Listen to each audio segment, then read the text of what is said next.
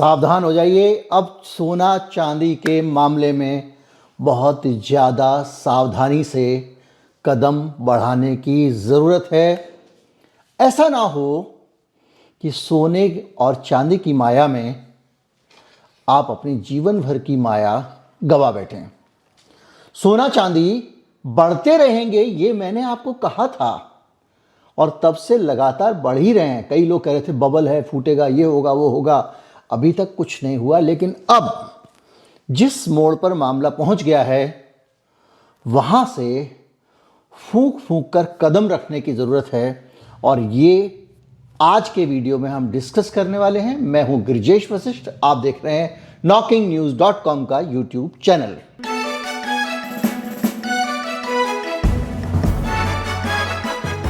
इतने सारे झौवा भर के कारण हैं जिस पे आज हम चर्चा करने वाले हैं कि अब चांदी सोना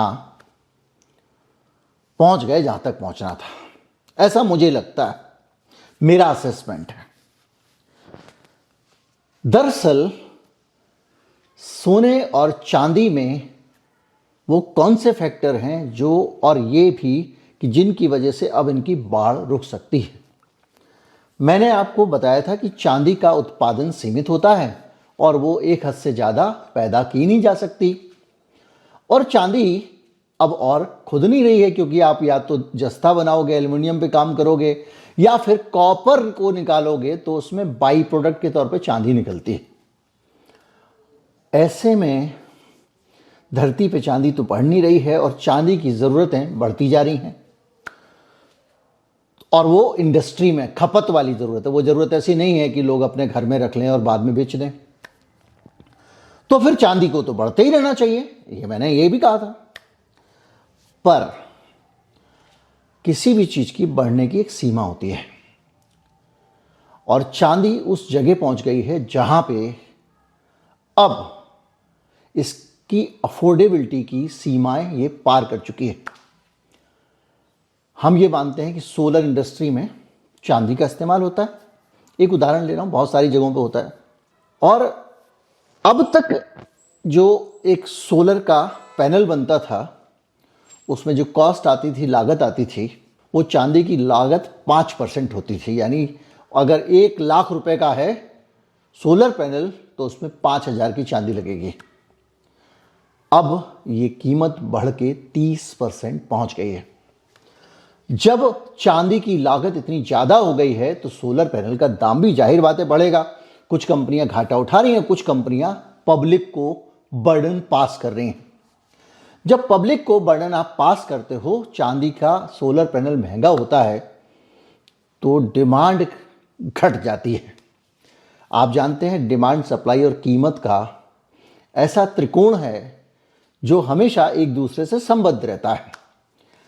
जब महंगा होगा आपको लगेगा कि बहुत महंगा है, तो मेरे पास अगर अफोर्डेबिलिटी है तो महंगा खरीद लूंगा, नहीं है तो कभी फिर देखा जाएगा, अभी अपनी हैसियत नहीं है, पहली चीज।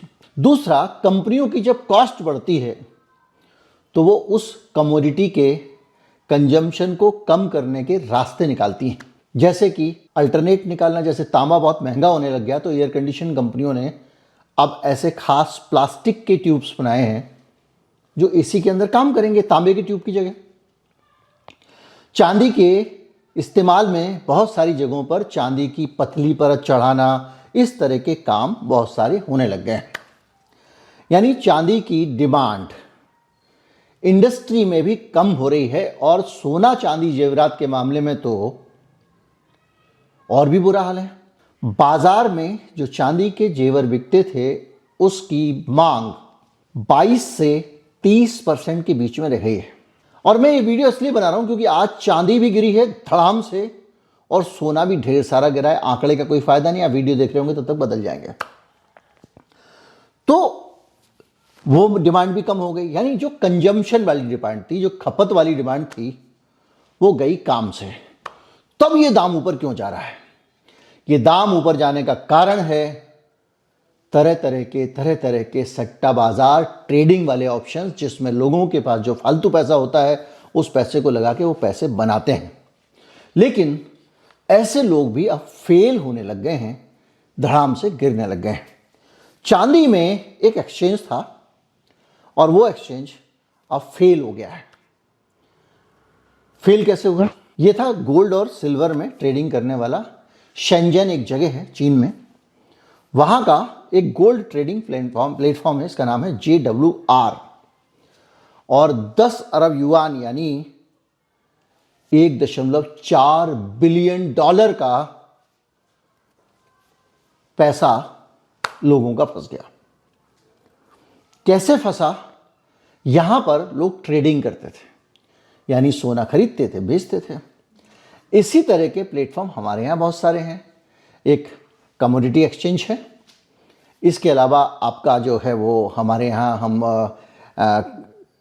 इंडेक्स फंड जो होते हैं उसमें हमारे लोग चांदी का जो इंडेक्स फंड है, गोल्ड का जो इंडेक्स फंड है, उसमें पैसा लगाते हैं। तो बहुत सारे ऐसे प्लेटफॉर्म हैं जहां पर पेपर पे चांदी की ट्रेडिंग हो रही है। ये जो चीन वाला प्लेटफॉर्म था, इसके साथ क्या हुआ, इसको समझेंगे तो आपको पता चलेगा कि भविष्य में क्या हो सकता है। इस प्लेटफॉर्म में लोगों ने धड़ाधड़ दाम बढ़ रहा था, पैसा लगाना शुरू कर दिया।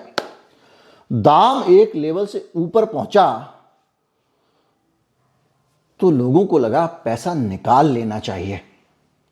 क्यों लगा?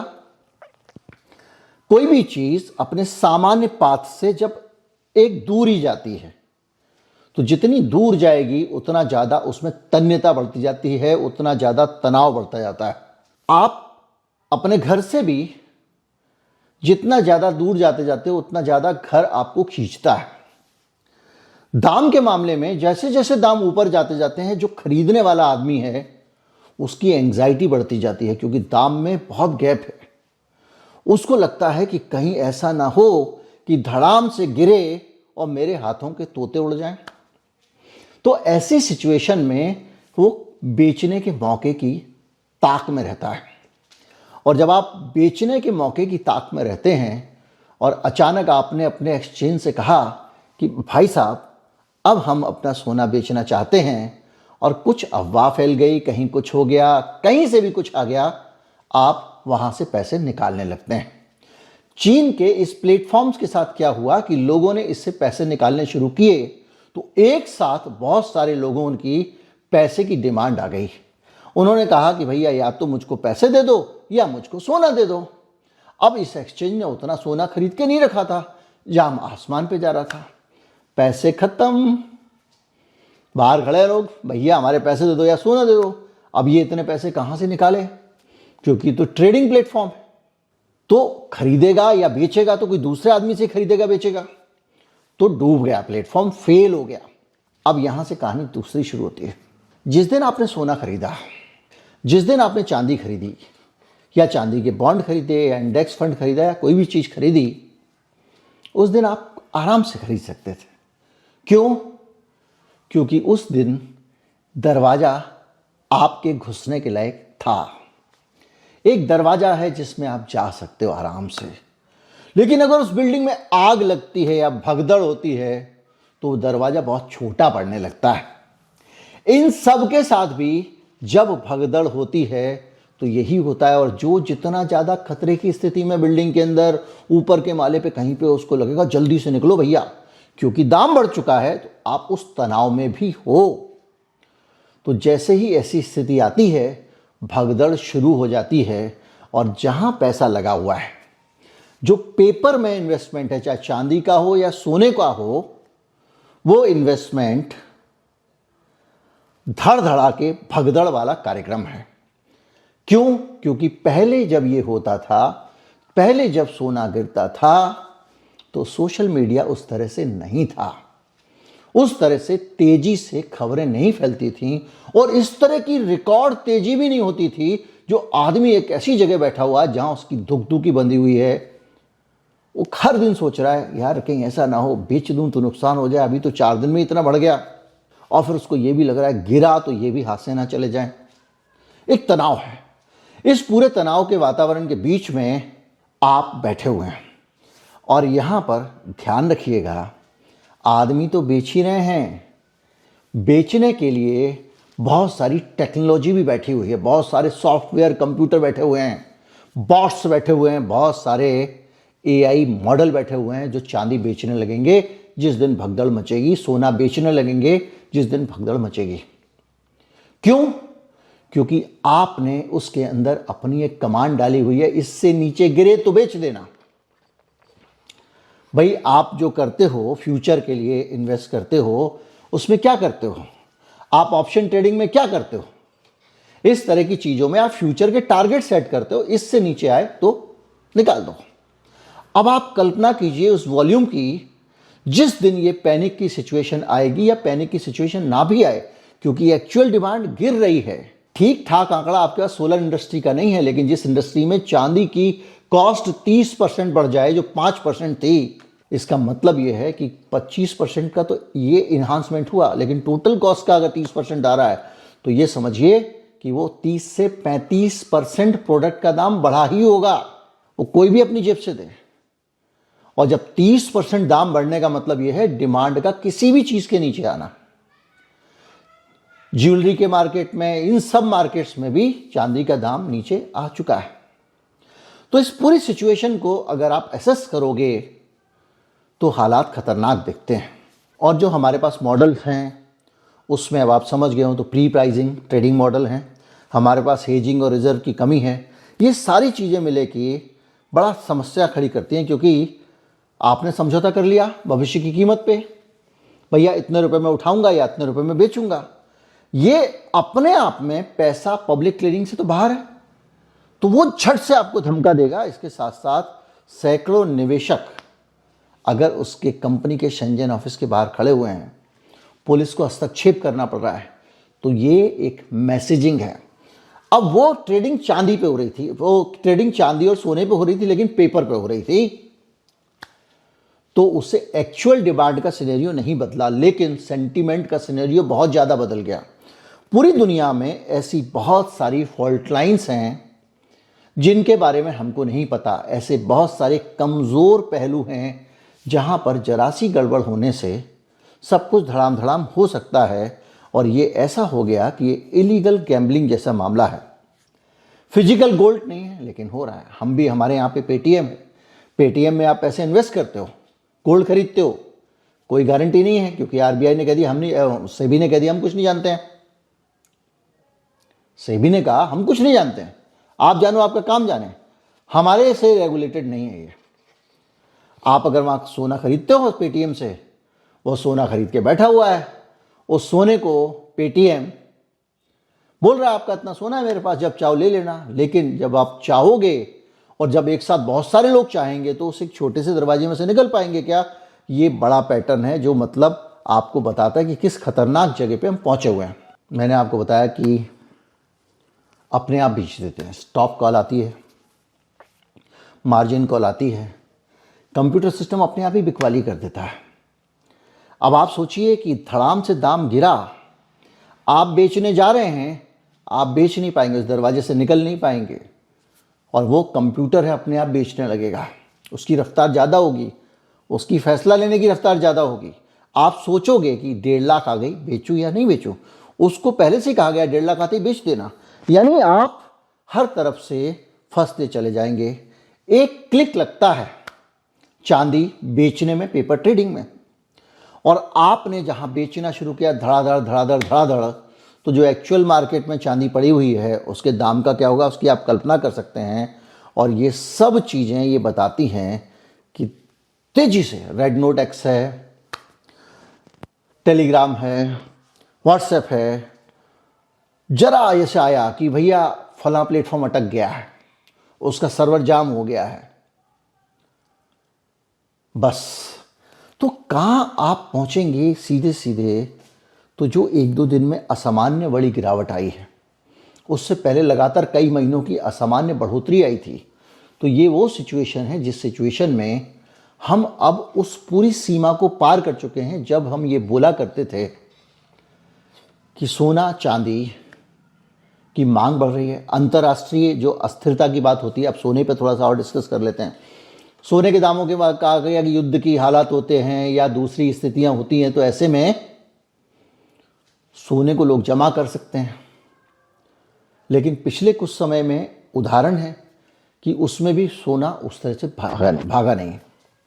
दूसरा एक और चीज़ है, जो केंद्रीय बैंक थे, जो रिजर्व से वो सोना इकट्ठा कर रहे थे, बहुत सारा सोना उन्होंने इकट्ठा खरीद लिया। अब उनकी भी सोना खरीदने की रफ्तार कम हो गई है। ये 2 महीने पहले की खबर थी कि जब बहुत भगदड़ हो रही थी, सारी दुनिया के लोग अमेरिका के पागलपन से बचने के लिए, डॉलर कहीं धड़ाम से ना गिर जाए, अमेरिका कहीं फेल ना हो जाए, अपने यहाँ पे सोना रख रहे थे हेजिंग के लिए, सुरक्षा के लिए। उनकी रफ्तार भी कम हो गई है। यानी जो बैंक थे, सेंट्रल बैंक थे, जैसे हमारा आरबीआई है या जैसे दूसरे दुनिया भर के सेंट्रल बैंक जो पैसा सोना जमा कर रहे थे, उनको जितना करना था करीब करीब कर लिया है, अब थोड़ा थोड़ा जमा हो रहा है। यानी एक डिमांड गोल्ड की जा चुकी है। दूसरी डिमांड गोल्ड की जो है वो ज्वेलरी वगैरह वाली होती है, वो डिमांड भी इतना महंगा होने के कारण करीब करीब थम गई है। अब 20% के आसपास ज्वेलरी की डिमांड रह गई है, जहां तक भारत के बाजार का सवाल है। यानी एक्चुअल डिमांड गायब। अब इस पैसे का, इस सोने का जब डिमांड नहीं है, सप्लाई अवेलेबल है, तो क्या होगा? धड़ाम से गिरेगा। लेकिन आप कहोगे तो बढ़ क्यों रहा है? क्योंकि डिमांड है पर पेपर गोल्ड में है, इसके बॉन्ड बिक रहे हैं। इसके बहुत सारे बॉन्ड होते हैं जिसमें सोना वो खरीद के रखते हैं। आपने जितना पैसे का खरीदा है बॉन्ड, उतना खरीद के रखते हैं। बहुत सारे लोग नहीं भी खरीदते हैं, बहुत सारी ट्रेडिंग में नहीं खरीदे, ऐसा जैसे ये चीन वाला उदाहरण था। तो ऐसे में यहाँ पर भी उसी तरह की वल्नरेबिलिटी है। सरल तरीके से ये समझें तो जितना ऊंचा जा सकता था उतना ऊंचा जा चुका है। अब इसकी ऊंचाई कोई बर्दाश्त नहीं कर पा रहा है, सट्टेबाजों के अलावा। ना इंडस्ट्री बर्दाश्त कर पा रही है, ना मार्केट बर्दाश्त कर पा रहा है। इसको कोई भी बर्दाश्त नहीं कर पा रहा है इस ऊंचे दाम को। और इसका मतलब ये है कि इसके दाम, डिमांड गिरने वाली है। डिमांड गिर चुकी है और गिरी हुई डिमांड के बावजूद अब अगर इसके दाम बढ़ रहे हैं तो जाहिर बात है ये हवा में बढ़ रहे हैं। अब इसके पीछे हो सकता है कोई जॉर्ज सोरोस जैसा खिलाड़ी हो, अचानक शॉर्ट करे और सारा का सारा पैसा लूट ले जाए।